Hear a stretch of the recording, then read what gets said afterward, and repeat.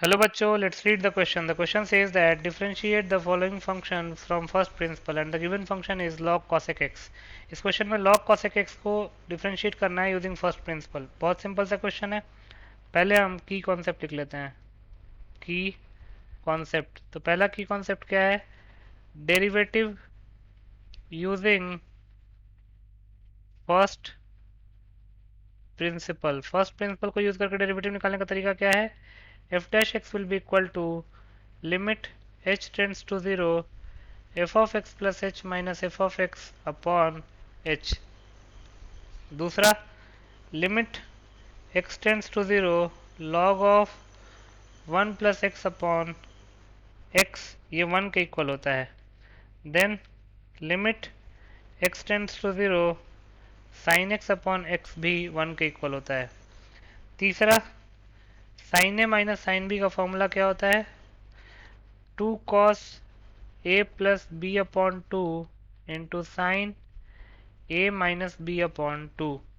तो इन तीनों की कॉन्सेप्ट को ध्यान में रख के और इस क्वेश्चन को सॉल्व कर लेते हैं. तो पहले मान लेते हैं let f of x is equal to log cosec x. Log cosec x. तो f of x plus h क्या हो जाएगा?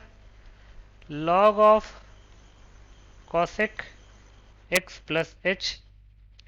अब हम एफ डैश एक्स निकाल सकते हैं, तो लिख सकते हैं differentiation of F of X with respect to X क्या हो जाएगा? Limit h tends to 0 F of x plus H. तो ये हो जाएगा log of cosec x plus H minus F of X that is log cosec X upon H. अब हमको log की एक प्रॉपर्टी पता है, since log m minus log n can be written as log m upon n. तो यहाँ से differentiation of F of X with respect to X क्या हो जाएगा? लिमिट h टेंड्स टू 0, इसको हम क्या लिख सकते हैं? Log cosec x plus H upon cosec x whole upon h. अब हम क्या करते हैं, इसको f डैश x लिख लेते हैं डायरेक्टली.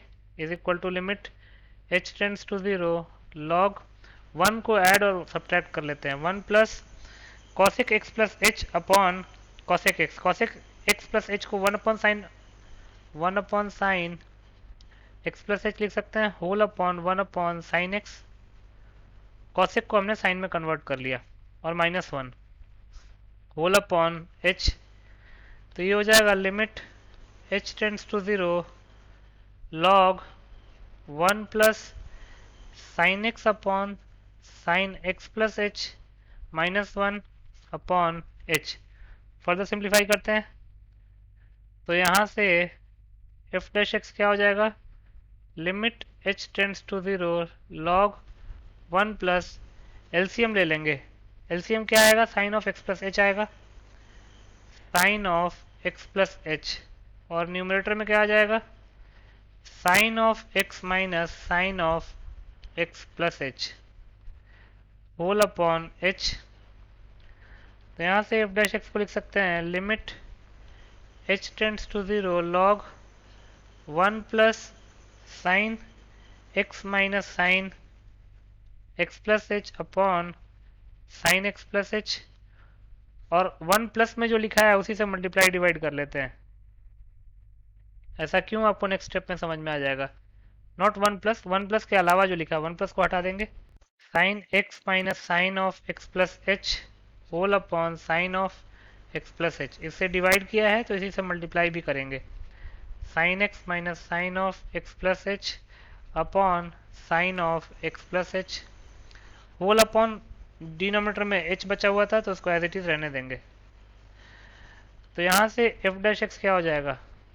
ये limit log of 1 plus X upon X limit h tends to 0, इसकी वैल्यू तो 1 हो जाएगी into limit h tends to 0 numerator में हो जाएगा sine X minus sine of x plus H whole upon h into sine of x plus H.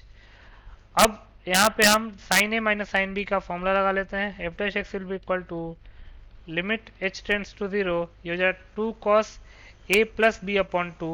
तो हो जाएगा x plus H upon 2 into sine ए माइनस बी अपॉन टू, तो जाएगा x minus x plus H upon two whole upon h into sine x plus H.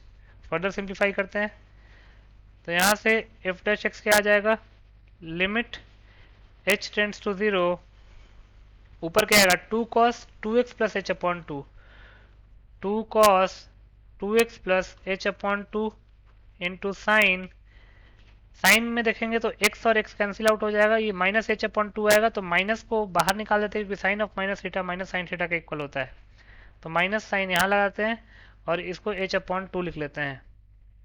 Then upon में h into sine x plus H, h into sine x plus H. तो अब हम लिख सकते हैं F dash X will be equal to limit h tends to zero, minus one अलग ले लेते हैं, टू को वही रहने देते हैं, हो जाएगा cos of x plus H upon two into sine of H upon two whole upon sine of x plus H into जो ऊपर में टू था उसको एच अपॉन टू लिख लेते हैं क्योंकि एच नीचे भी है। अब हम दोनों लिमिट को अलग अलग कर लेते हैं, तो एफ डैश एक्स क्या हो जाएगा, minus one into limit H tends to zero cos of x plus H upon two whole upon sine of x plus H into limit h tends to zero sine of h upon two whole upon h upon two.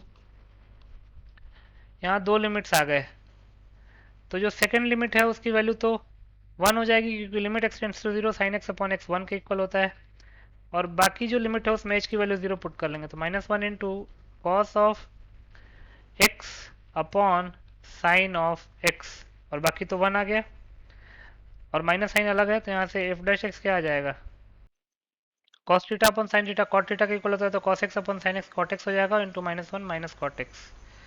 तो लिख सकते हैं therefore F dash X will be equal to minus cot X, यही हमारा final answer हो जाएगा। तो लिख सकते हैं hence minus cot X is the required answer. So this was your final solution. I hope you understood it well. Best of luck.